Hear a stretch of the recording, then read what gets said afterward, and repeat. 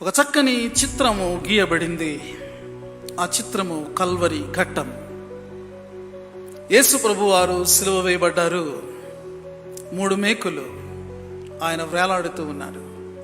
తల మీద ముండ్ల కిరీటం ఉన్నది, ముఖం మీద రక్తపు చారికలు ఉన్నాయి.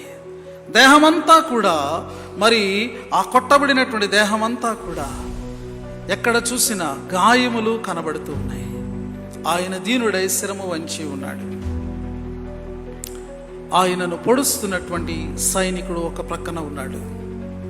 మరి చీట్ల పేక వేసుకుని ఆయన వస్త్రముల కొరకు చీట్లు వేసుకున్నటువంటి సైనికులు 4 కూర్చొని మరి వారు ఆడుతున్నటువంటి ఆ యొక్క సైనికులు 4 కనబడుతూ ఉన్నారు. అక్కడ ఒక శతాధిపతి మరి అధికారముతో ఆజ్ఞలు జారీ చేస్తూ ఉన్నాడు.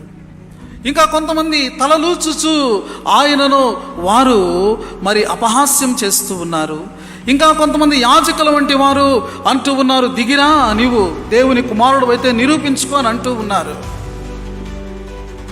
చిత్రము చాలా ఎఫెక్టివ్గా ఉంది. కానీ అందులో ఒకటి చాలా మరింత విచిత్రంగా ఉంది. అదేమిటంటే అక్కడ సైనికులు, యాజకులు, మార్గాన్ని పోయేటటువంటి వారు, ఆ యొక్క చీట్లు వేసుకుని ఆడుకున్నట్టు రాణువ వారు, వారందరినీ చూస్తే వారందరిలో కూడా అందరిది ఒకటే ముఖం, ఒకే ముఖం, ఒకే వ్యక్తి యొక్క ముఖం అక్కడ ఉంది.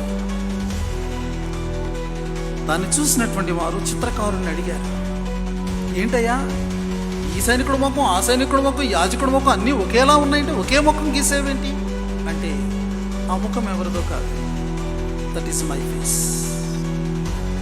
ఆయనకు జరిగినటువంటి ఈ ఘోరమంతటికి కారణం, తలలూచింది నేనే, దిగిరమ్మని చెప్పింది నేనే, బళ్ళెం పొడిచింది నేనే, ఆయన యొక్క వస్త్రములకు చీట్లు వేసుకుంది నేనే.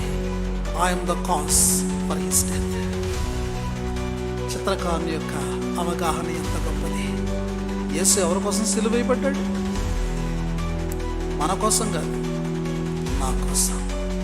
ప్రతి ఒక్కరూ అలా అనుకోవాలి, ప్రతి ఒక్కరు అనుకోవాలి.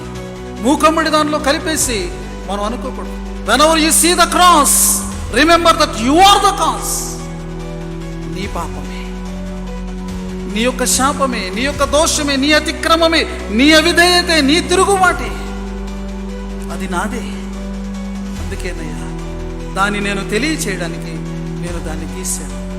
అయితే ఆయన యొక్క మరణం నాకు